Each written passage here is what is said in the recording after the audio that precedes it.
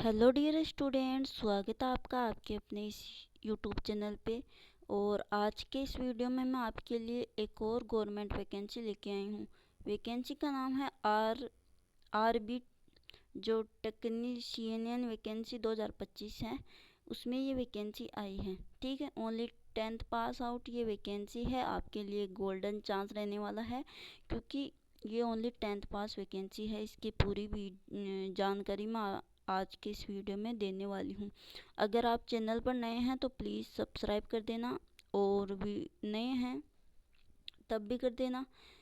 तो चलिए बिना किसी टाइम वेस्ट के वीडियो को करते हैं स्टार्ट। अब हम जो आर बी जो टेक्नीशियन जो वैकेंसी है उसके ओवरव्यू की बात कर लेते हैं। इसकी ऑर्गेनाइजेशन रेलवे जो रिक्वायरमेंट बोर्ड है वो करवा रहे हैं।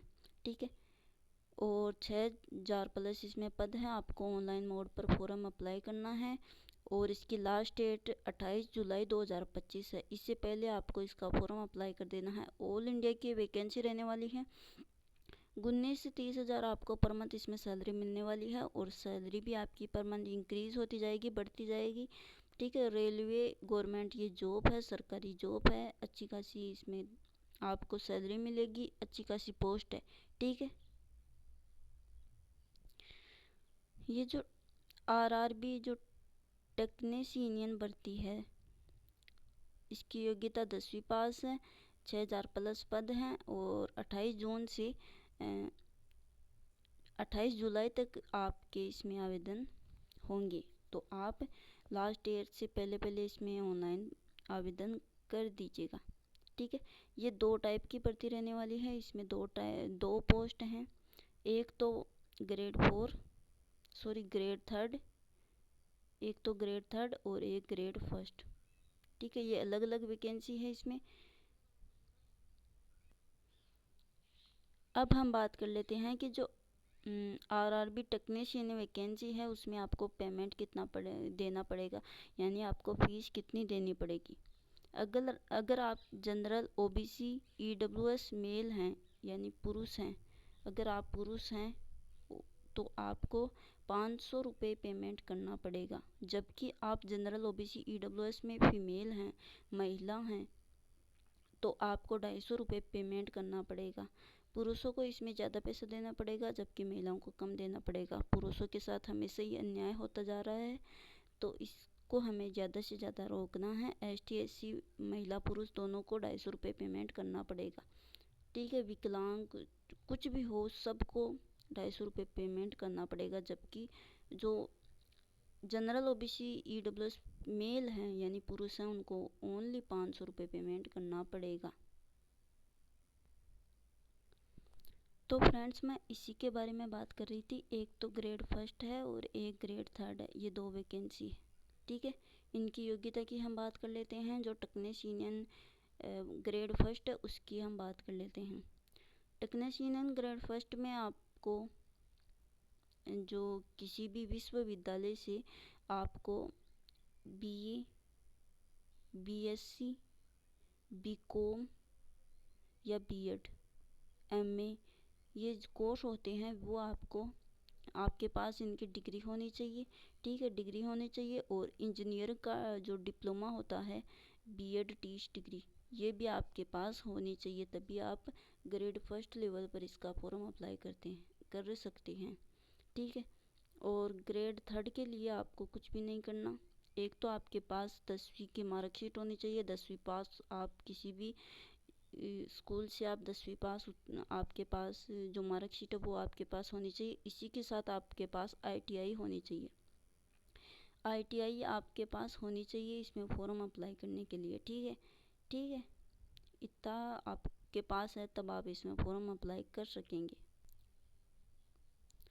अब हम बात कर लेते हैं RRB जो टेक्नीशियन वैकेंसी है उसकी एज लिमिट की। आपकी कितनी एज होनी चाहिए इसमें फॉर्म अप्लाई करने के लिए। टेक्नीशियन ग्रेड फर्स्ट के लिए आपकी आयु कम से कम 18 वर्ष होनी चाहिए, और अधिकतम 36 वर्ष होनी चाहिए। ठीक है। जबकि ग्रेड जो थर्ड टेक्नीशियन है उनके 18 वर्ष कम से कम और 33 वर्ष अधिकतम होनी चाहिए। एज की गणना 1 जुलाई 2025 को की जाएगी। 1 जुलाई 2025 को आपकी एज 18 वर्ष हो जानी चाहिए। और आयु सीमा में जो भी आरक्षित श्रेणियां हैं, जो भी आरक्षित वर्ग हैं, उनको विशेष छूट भी प्रदान की जाएगी। सैलरी मैंने स्टार्टिंग में बता दिया आपको। 7वें वेतनमान के अनुसार 19,000 से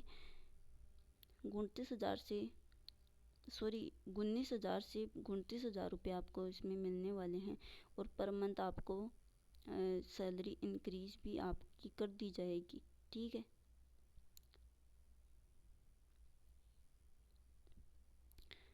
अब हम बात कर लेते हैं आरआरबी जो टेक्नीशियन वैकेंसी है उसके सिलेक्शन प्रोसेस की। आपका सिलेक्शन इसमें कैसे होगा, ये गवर्नमेंट जॉब है और आपका सिलेक्शन कैसे होगा। देखिए, सबसे पहले इस 3 प्रोसेस होंगे। ठीक है। पहले प्रोसेस में आपका एक रिटन एग्ज़ाम होगा, सीबीटी पर होगा, यानी ऑनलाइन आपका टेस्ट होगा, एग्ज़ाम होगा। अगर आप इसमें पास आ जाते हैं फिर आपके डॉक्यूमेंट वेरिफिकेशन होंगे। डॉक्यूमेंट वेरिफिकेशन हो जाने के बाद आपका एक मेडिकल टेस्ट होगा। उस तीनों आप क्वालिफाई कर लोगे तब आप इसमें सिलेक्ट हो जाओगे। आपका इसमें सिलेक्शन ईजिली हो जाएगा। आपका कंप्यूटर बेस्ड जो टेस्ट होगा वो ऑनलाइन मोड पर होगा। ठीक है। एमसीक्यू टाइप आपके क्वेश्चन होंगे, है ना। और जागरूकता, अंक गणित, सामान्य बुद्धिता, तार्क ऐसे क्वेश्चन आपके होंगे। और 1/3 आपकी नेगेटिव मार्किंग होगी। अब हम जो टेक्नीशियन वैकेंसी है उसके सिलेबस की बात कर लेते हैं। दोनों जो ग्रेड फर्स्ट और ग्रेड थर्ड है, दोनों में अंतर आपको देखने को मिलेगा। ठीक है। ज़्यादा अंतर नहीं है, सेम सा ही है। आपको मैं बता दूं कि दोनों पदों पर 100 के एमसीक्यू होंगे, यानी 100 ही क्वेश्चन होंगे और 100 ही उनके मार्क्स होंगे। एक क्वेश्चन 1 नंबर का होगा। ठीक है। आपको 90 मिनट का टाइम दिया जाएगा, 2 घंटे का आपके पास टाइम होगा। 1/3 आपकी नेगेटिव मार्किंग होगी, 1/3, यानी 1, 2 और 3 और 4। अगर आपने ये गलत कर दिया, ये गलत कर दिया और ये गलत कर दिया तो और ये सही कर दिया तो आपका ये जो सही है ना, ये भी आपका गलत माना जाएगा। इसे बोलते हैं 1/3 नेगेटिव मार्किंग। सिलेबस की हम बात कर लेते हैं। सिलेबस में आपको जो ग्रेड फर्स्ट है उसमें आपका सामान्य जागरूकता टॉपिक है, सामान्य बुद्धिता और तर्क संगति यानी रीजनिंग है, कंप्यूटर है, गणित है, मूल विज्ञान, इंजीनियरिंग है। ठीक है। यह आपका सिलेबस है, 100 नंबर का आपका पेपर होगा। ग्रेड थर्ड के लिए सामान्य जागरूकता, रीजनिंग, गणित और सामान्य विज्ञान, ये आपके सिलेबस हैं। अब हम बात कर लेते हैं डॉक्यूमेंट्स की, यानी आपको फॉर्म अप्लाई करते समय कौन कौन से डॉक्यूमेंट आपके पास होने चाहिए। आपकी एक पासपोर्ट साइज फ़ोटो होनी चाहिए। ठीक है। फ़ोटो आपकी एकदम क्लियर होनी चाहिए और पीछे का जो बैकग्राउंड है वो वाइट होना चाहिए, वाइट या ब्लैक होना चाहिए।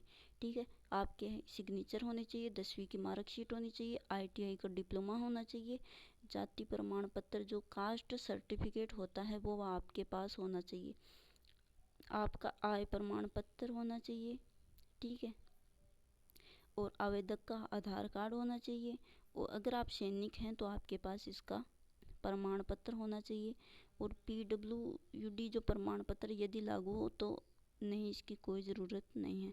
अल्पसंख्यक घोषणा पत्र, अगर आप अल्पसंख्यक जाति के हैं तो आपको इसमें घोषणा पत्र चाहिए। मोबाइल नंबर, ईमेल ID, अंगूठे का निशान आपके पास, ये आपके पास सब कुछ होना चाहिए। तो फ्रेंड्स, कैसी लगी आपको ये जानकारी। अगर वीडियो अच्छा लगा हो तो please like, share and subscribe ज़रूर करना। मिलते हैं ऐसी ही और जानकारी के साथ, तब तक के लिए जय हिंद, जय भारत, धन्यवाद।